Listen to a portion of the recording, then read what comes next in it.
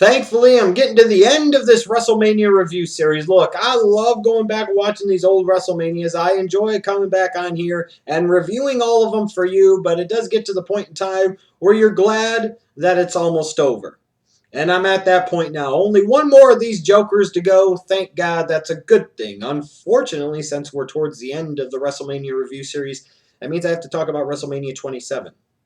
That's a bad thing. Not a good show.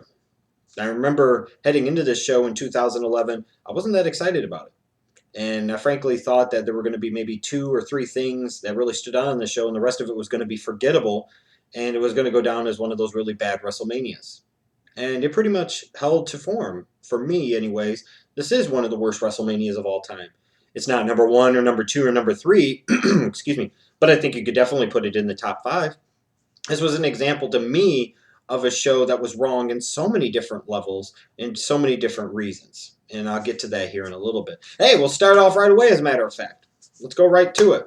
And you've got Sheamus and Daniel Bryan, and they're feuding over the United States Championship. Daniel Bryan had held the U.S. Championship for a few months, and then he loses it to Sheamus on Raw a few weeks before WrestleMania. So now you're going to get this big return match here at WrestleMania, and this is going to be a chance for a Sheamus to shine, and for a Daniel Bryan, more importantly, to shine on the WrestleMania card. But in 2011, apparently that just wasn't in the plans for the WWE. They decided to make this the dark match, which would be turned into a battle royal, ultimately won by their Great Khali.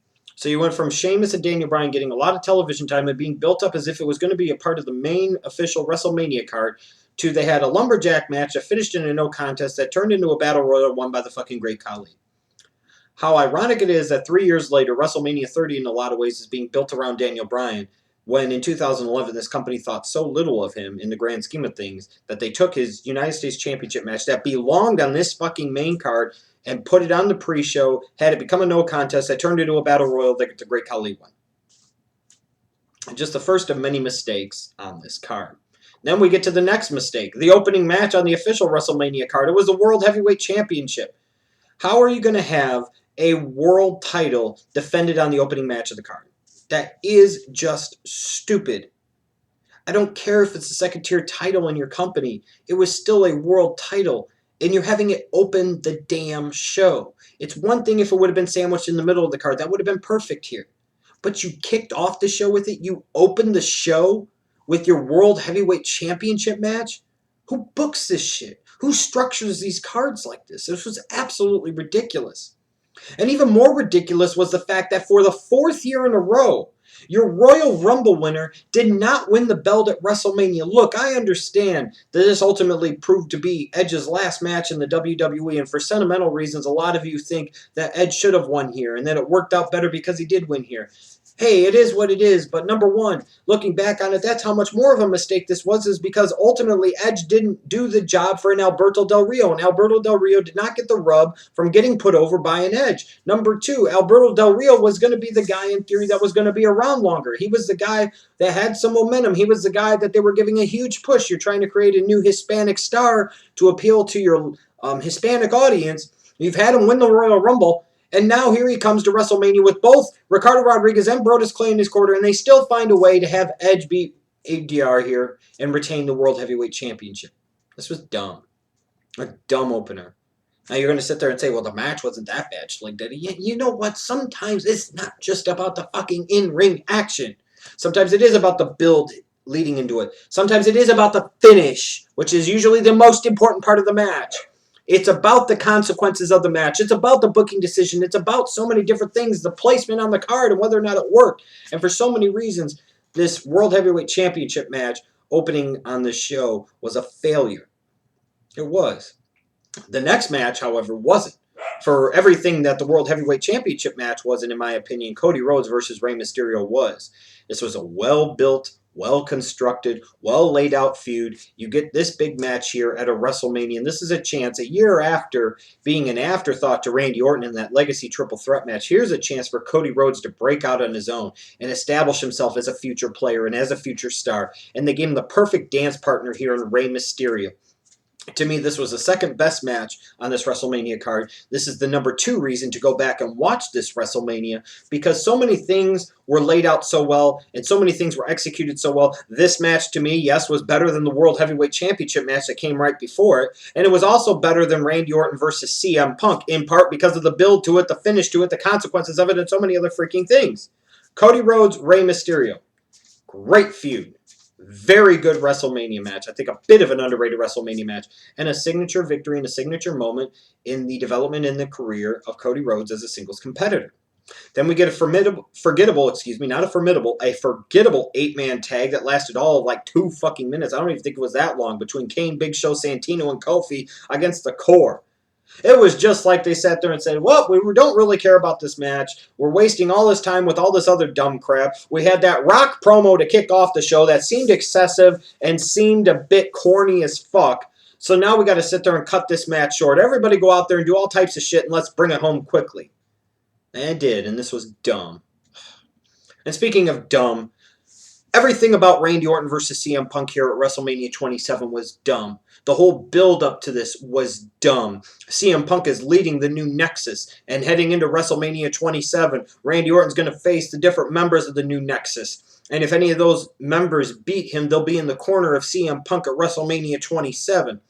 And this was a time where I was really feeling bad for CM Punk. I'm like, they're going to sit there and saddle him with the new Nexus. This is dumb. This is stupid.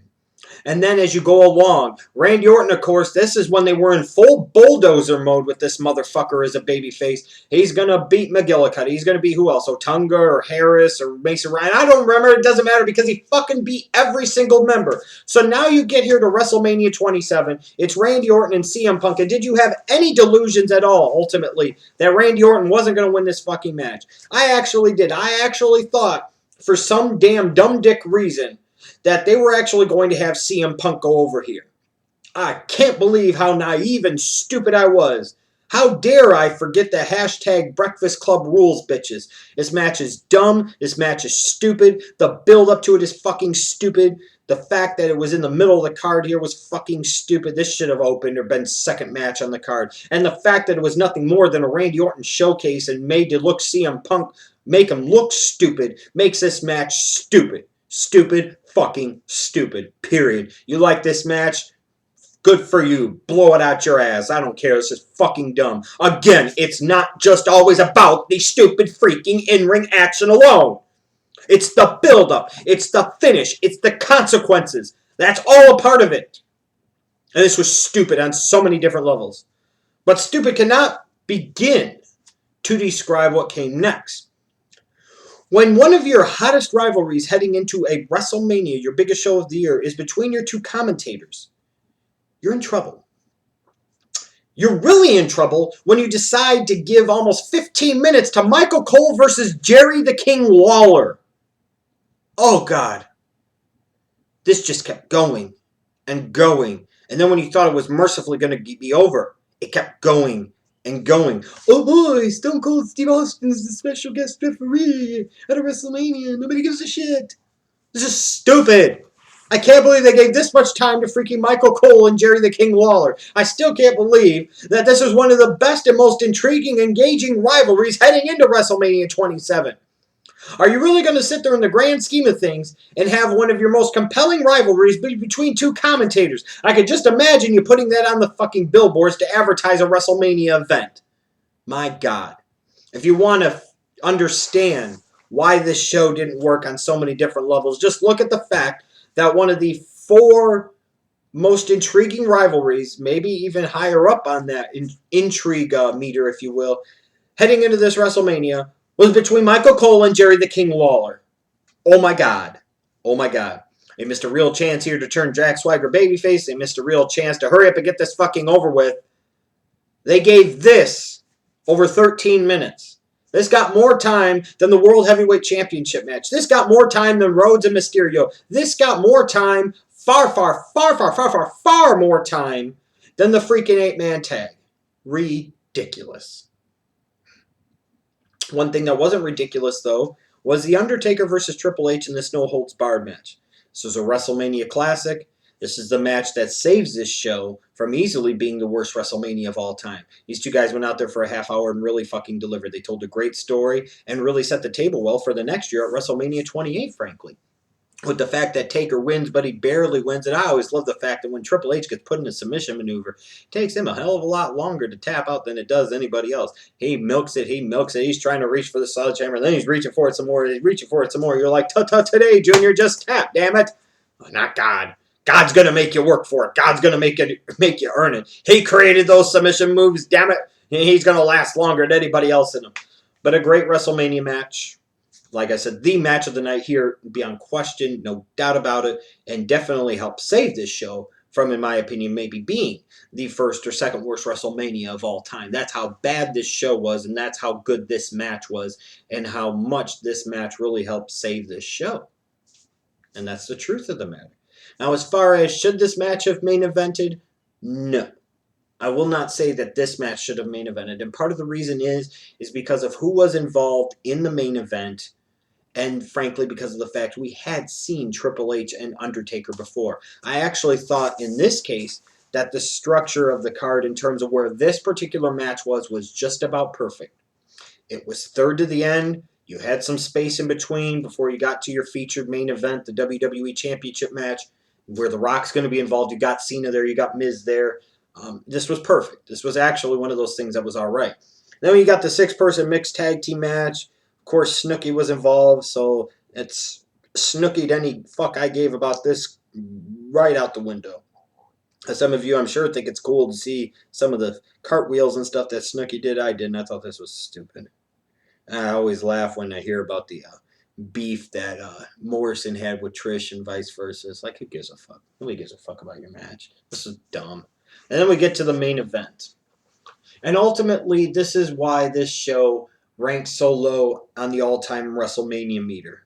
Because you've got The Miz, the heel champion, with his sidekick, Alex Riley, my main man, defending the title against John Cena.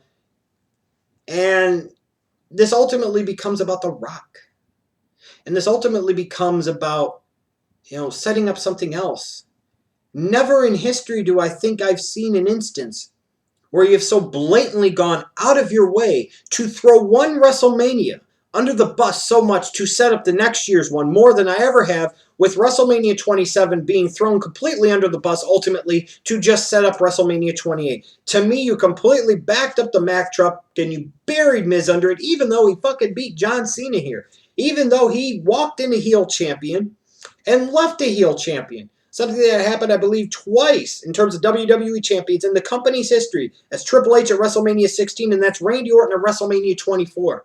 The Miz did this here, and he ultimately beat John Cena. That's something that not everybody could claim, especially in a title match, especially in the main event of a WrestleMania. However, at the end of the show, all you remember is The Rock interfering and getting involved and taking out both John Cena and The Miz. And here comes The Rock standing up on the turnbuckle triumphantly and scene. The Rock was supposed to be the guest host of WrestleMania 27, and that was supposed to help really, to me, make this feel like a bigger event. And it was great to see him come back, and it was great to see him be involved. But the opening promo was dumb. It took too long. It was excessive. It was corny. It was many damn things. His involvement throughout the night, some of it was cool, some of it was too much. And then you get here to the main event, and you have just had The Miz beat John Cena to remain WWE champion in the main event of WrestleMania 27. And the WWE couldn't help themselves. They had to sit there and bury The Miz, in my opinion, bury this match, basically bury the entire roster, and bury this entire WrestleMania 27. Throw it under the bus. So that way they could set up to the next night on Raw with the big announcement of Rock versus John Cena for next year's WrestleMania, WrestleMania 28. This WrestleMania is bad. It's a really tough one to sit through. A couple of matches that just completely suck and were a waste of time. Michael Cole, Jerry Lawler was way too fucking long. For all the people that sit there and say that Brett and Vince was bad, this was every bit as bad. And again, ultimately, when you look back on it and you see the fact that a feud between your two commentators was one of the featured feuds heading into a WrestleMania 27. You're not going to put that on a WrestleMania billboard or poster. That tells you all you need to know about this show. Cody Rhodes and Rey Mysterio shined here. It's sad to go back and watch Edge's last WWE match and see that it had to be a part of this crappy show. Frankly, a crappy show.